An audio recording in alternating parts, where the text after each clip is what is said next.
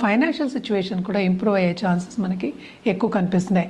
అలాగే మనం చూసాము అంటే కూడా 11th లార్డ్ అంటే సన్ గాడ్ కూడా ఇప్పుడు ఏంటంటే మనకి మకరంలో ఉన్నారు, ఆయన 4th ఉన్నారు. సో కంఫర్ట్ లెవెల్ అనేది ఇప్పుడు చాలా బాగుంది. లక్ అనేది ఇప్పుడు ఫేవర్ అవుతుంది. అంటే కొత్త బిజినెస్లు కానీ కొత్త ఆపర్చునిటీస్ కానీ వచ్చే ఛాన్సెస్ ఉన్నాయి. ఎస్పెషలీ ఫారిన్ నుంచి వచ్చే ఛాన్సెస్ మనకి ఎక్కువ కనిపిస్తున్నాయి. ఎందుకంటే ఇప్పుడు కుంభానికి వెళ్తున్నాయి అన్నీ.